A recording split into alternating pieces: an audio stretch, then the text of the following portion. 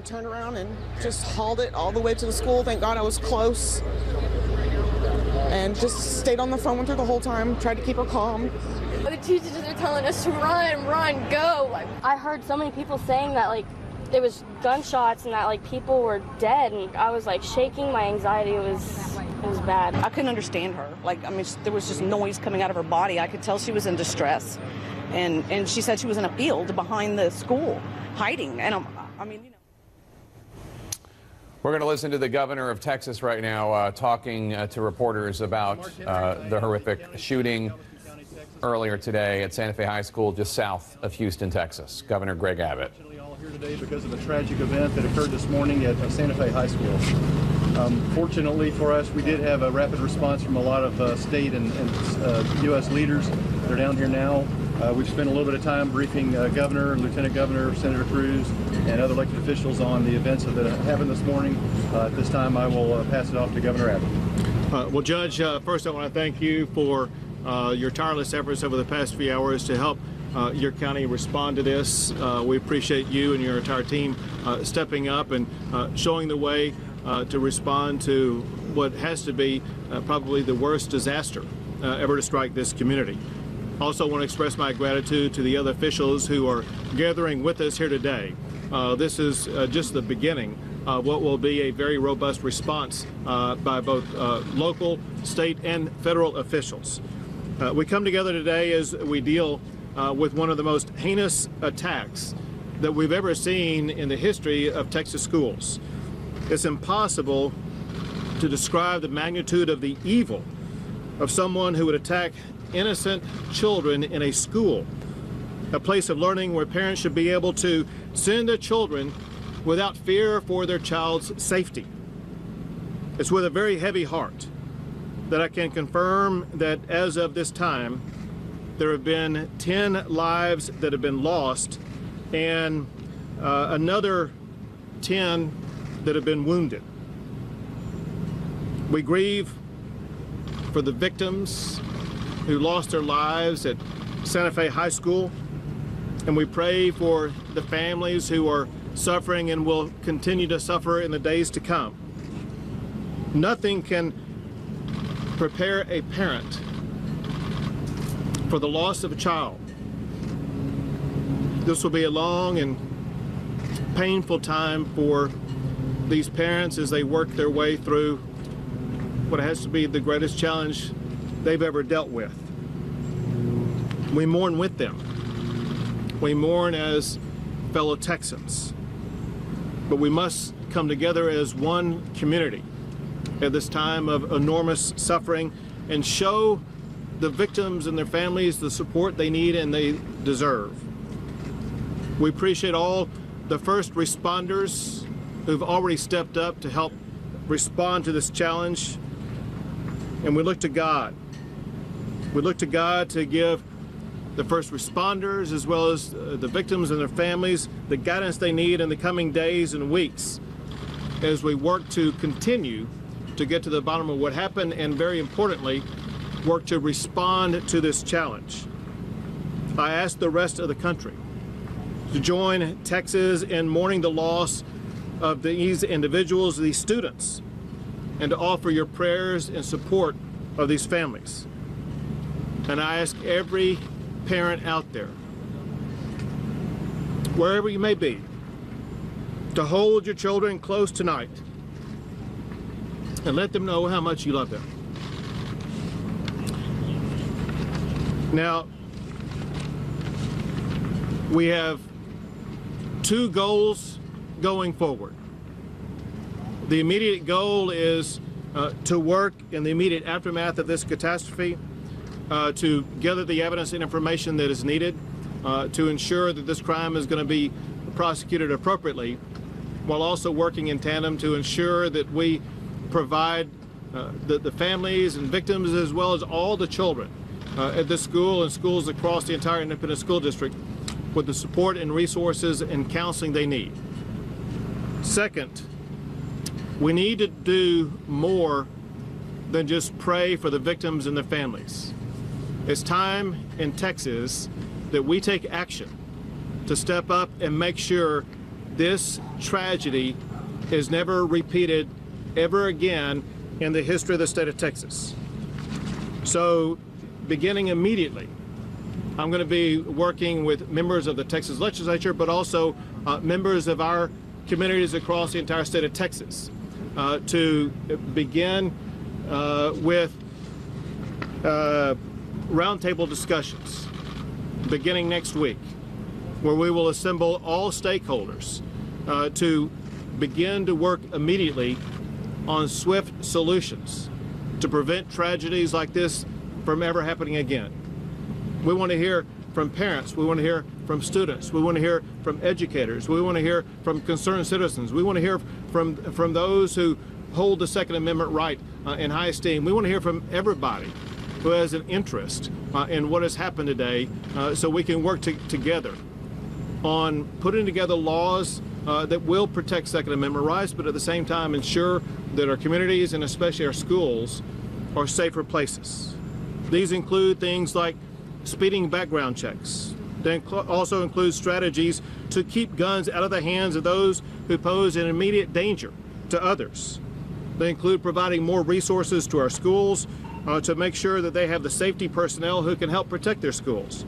It also means providing resources to address the mental health issues behind gun violence with a focus to reduce gun violence. It also means perhaps expanding a program that we've seen work effectively in the Lubbock Independent School District, where they have ways of measuring mental health challenges of students and being able to identify those who may pose a risk, and looking to deploy those strategies in school districts across the state of Texas.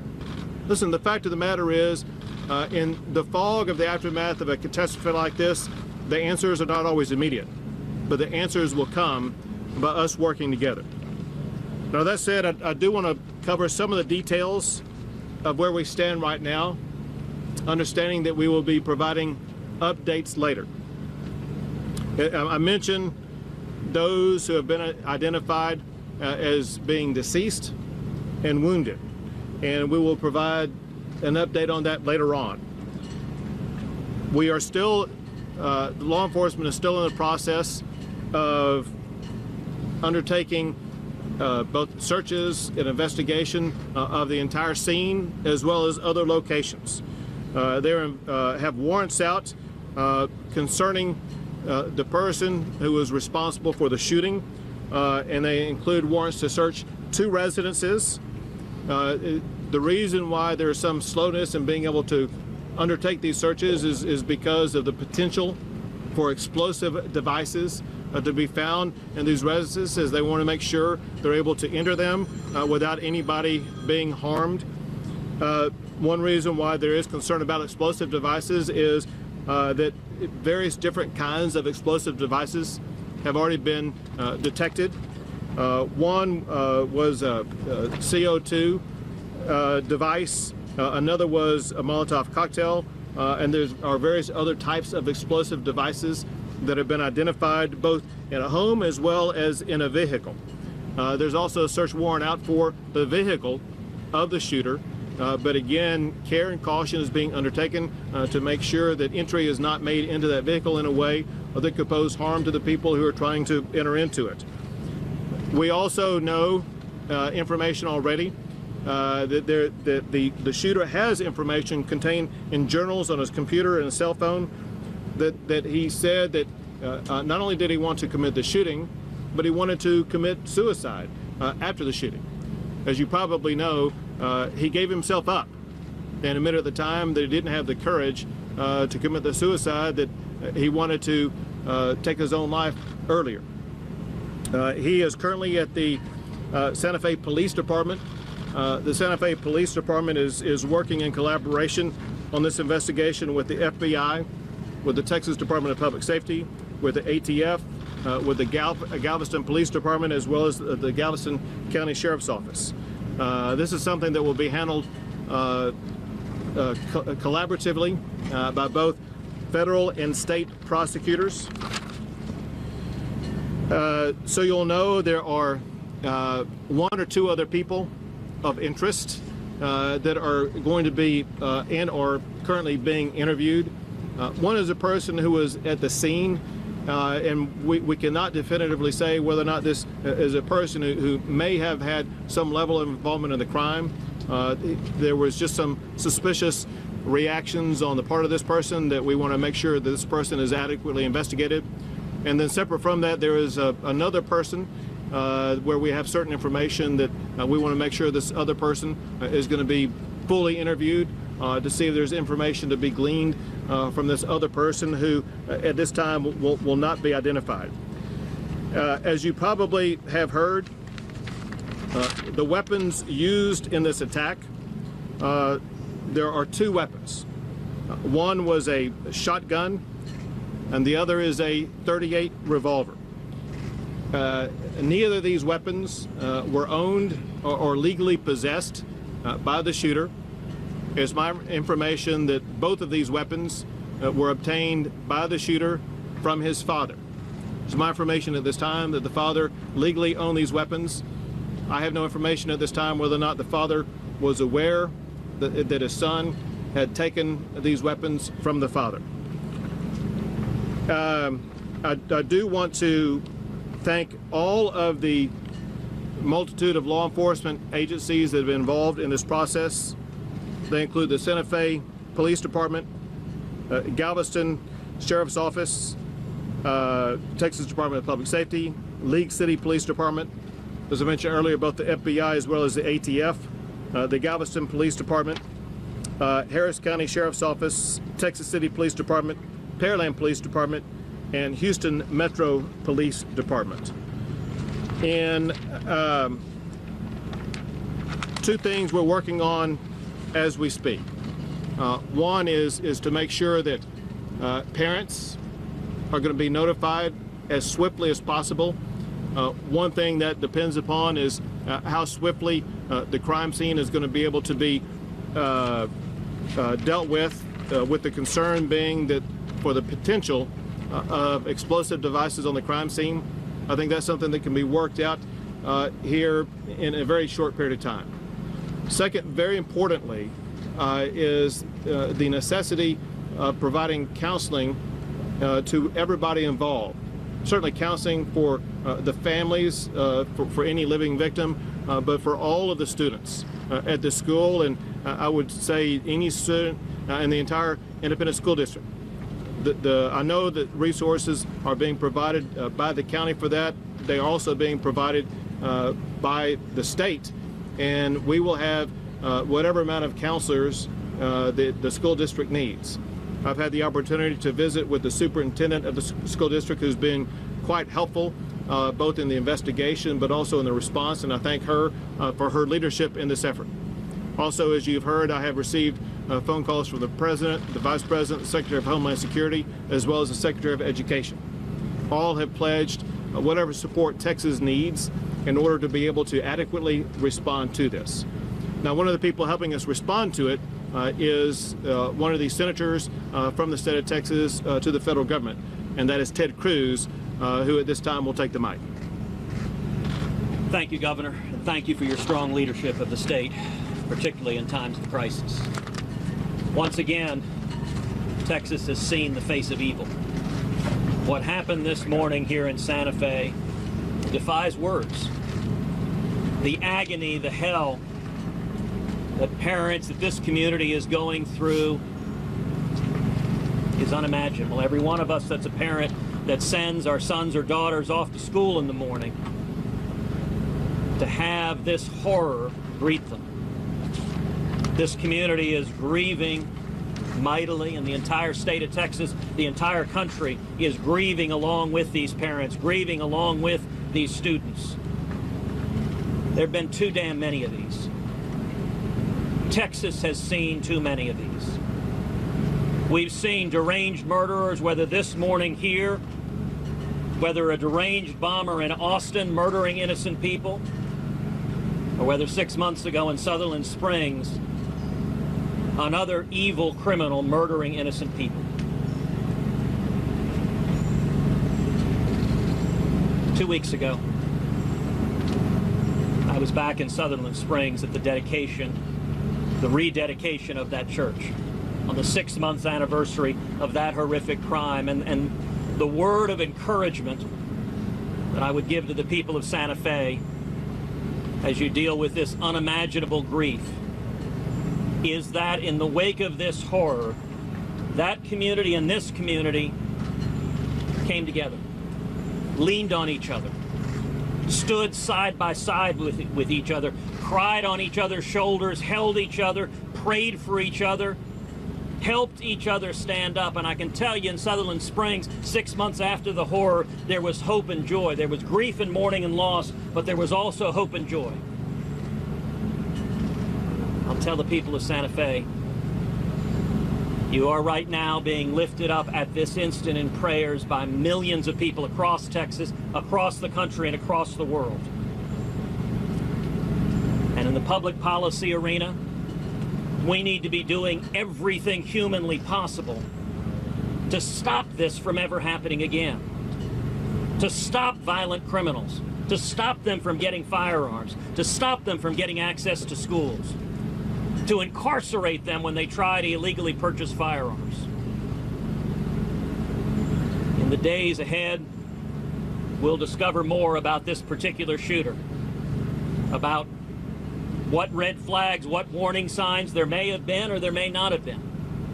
And I'm sure we'll have a robust conversation about what more could have been done to prevent this horrible atrocity. But Texas, as a state, will make it through this. This community, Santa Fe, will make it through this, leaning on each other, praying for each other, standing with each other. We will make it through this.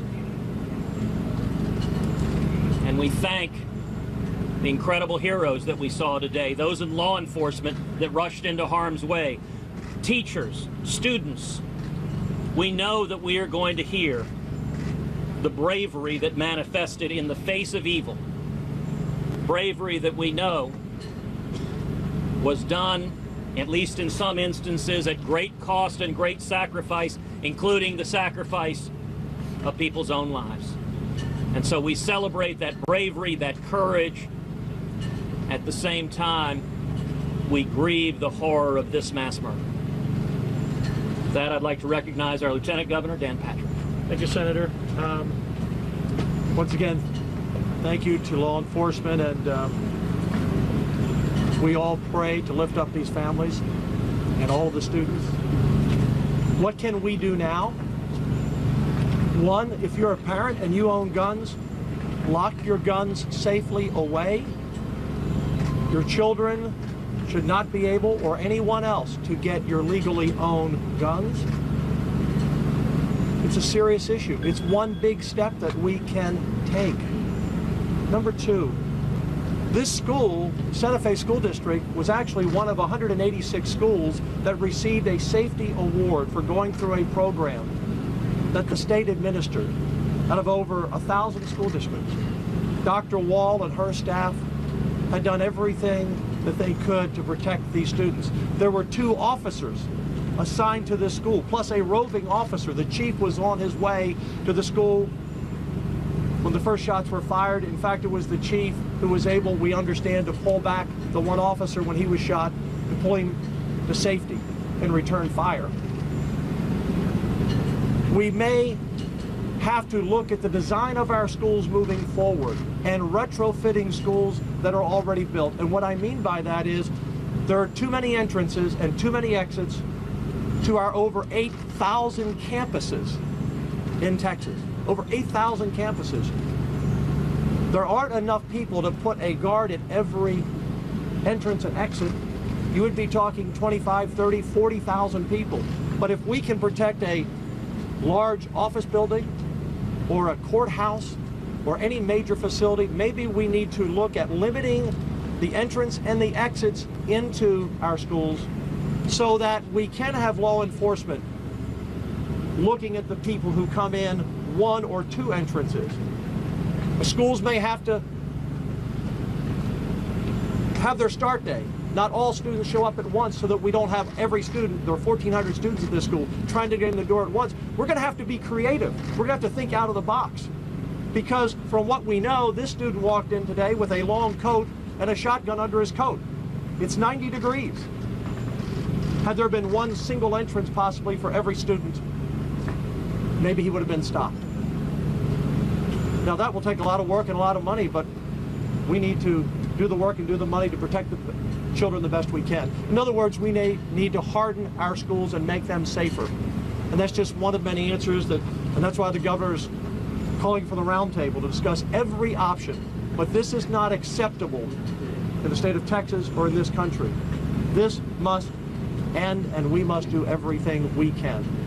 We can't protect every parking lot and every stadium and every building, but we can sure do better. And as a nation, we should look at the design of these schools that right now let people who are evil come onto the campus and take innocent lives. The legislature will work side by side with the governor. We will act, working with the federal government, we will act to do everything we can that this never, ever happens again in Texas. And now, our Colonel Steve McCraw from State Police, Department of Public Safety. Colonel. Governor. I just want to underscore some of the points that the governor made. First and foremost is that when you get these calls, every police officer, no matter where you are, has to immediately engage the active shooter, period. There's no alternative, because every second means someone else is going to die. In this situation, you had that. And the brave officers, Independent School District here in Santa Fe, stepped up to the plate, engaged. One's in critical condition right now, the other one, the chief, got there on scene, was able to rescue his officer, and a Texas State trooper also engaged the subject. And we know that because they were willing to run into that building, engage them right now, that other lives can be saved. That's absolutely important. And in terms of the investigation, I'm going to defer to the special agent in charge of the FBI in terms of going up. But I can tell you this, everything that can be done is going to be done, and it's done at the local, state, and federal level. We're all partners. We'll get to the bottom of this in terms of motivation. But we do have a statement from the subject right now. That's important. Again, the subject's alive. That helps to identify motive, which is important. And going forward, we'll continue to investigate. Good afternoon. My name is Perry Turner, Special Agent in charge of the Houston FBI office. And I want to say my heart's thoughts and prayers go out to the Santa Fe community. This is truly a tragedy. I would like to thank our federal, state, and local partners for working this investigation jointly with us. It is a joint effort. Every resource is being used to bring this matter to a successful conclusion. We are still in the process of gathering evidence, of conducting several interviews, doing several search warrants. So this investigation is still pending and ongoing. As far as information, once we receive the information, we release the information to you in a very timely manner. Because the investigation is still ongoing, we are still in need of more information. We're still gathering it. So anyone with photos, videos, or information on their phones, please take them to our FBI Texas City office. The address is 600 Gulf Freeway, Suite 211 in Texas City. And also anybody with additional information, please call 1-800-CALL-FBI. That's 1-800-CALL-FBI. Thank you for your help. Just stay here. Once again, we want to thank the heroes of law enforcement who stepped forward to respond to and confront the shooter. Their action probably ensured that more lives were not lost. And also, once again, we send our hearts out to comfort the families of the victims. And we want to ensure those families, as well as every person across the entire state of Texas, that we as leaders of this state view what happened today as unacceptable, and we're going to be striving to find strategies that will prevent actions like this from ever happening again. We'll be happy to take a few questions. Governor Abbott, who's on your dream team? Who do you want at that round table come Monday morning? Very, very importantly, we need to have people participating in this round table who will bring a diversity of ideas, strategies, thoughts, and concerns. I would like to see 2 members from the Texas Senate, 2 members from the Texas House from the legislative side. It's also important to have families victims, educators, but also understanding this doesn't just happen in school, it happens elsewhere. So we want to see others who are impacted by shootings like this. It'd be great to have some people who were victims of Sutherland Springs there, for example, as well as concerned parents. But also it's very important to have those who believe in making sure that gun rights are protected. So we want to have everybody who brings every perspective so that we can find the right strategies that will actually work. Any specific legislators? That will be up for the Lieutenant Governor to decide and for the Speaker to decide for their respective bodies. Governor, legislatively, you could propose something right now. What would it be? Interestingly, I had prepared a policy paper that I was going to be rolling out next week addressing gun safety in the state of Texas. And I ticked off a few of those policy proposals in general, but they do include some things that actually would not be relevant to what happened today. But they do include speeding background checks. They do include strategies to keep guns out of the hands of those who pose an immediate danger to others. They do include providing more resources to schools to have safety personnel that are needed to respond, but also what you might call hardening of schools. They include resources to address the mental health issues that are seemingly behind so many of these shootings and make sure that we're able to address those mental health issues in a way that reduces gun violence. It also includes looking at that program, the mental health program that's been employed by the Lubbock Independent School District, and look to expand that to other schools across the state. Governor, can you provide any more details on the confrontation with law enforcement? How much longer after the shooting began was law enforcement able to confront the shooter? Any information on that? I think that would be better answered by somebody else who was on the scene. I've been briefed on it, but I want to make sure you have accurate information on it. Lead agent. What's the question? How much time? What was the apprehension like? How much time between the beginning of the shooting and when the shooter was apprehended? When We know officers were at the school at the time. you can come on up. Here. Come on up right here. We know officers were at the school at the time. As far as the time frame, we don't know that yet. We just have to go back and review the video at this point. But there were officers on the scene, so it was very limited time frame. So they were at the school when the shooting began? Yes, sir.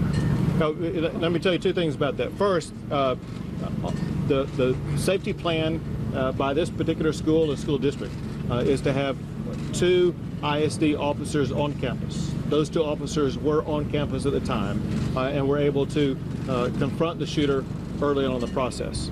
2, there are cameras in the school that will provide film of a lot of this information.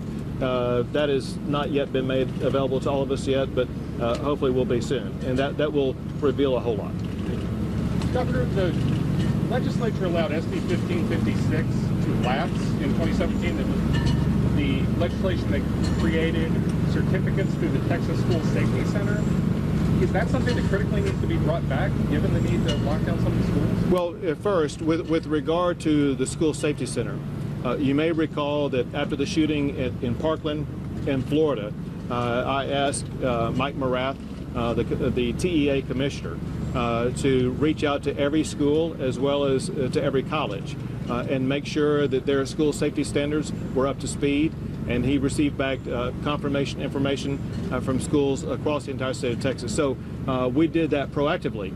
Interestingly, this school went through their school safety procedure just weeks before this incident, and they went through a lockdown test. And so they took the precautionary preparation that was expected of them. Governor, concerning the explosive devices, does that appear that something that the shooter or others made on their own? Were there a number of them found? Do you have more information on that? Yes, it appears that these explosive devices were made by the shooter.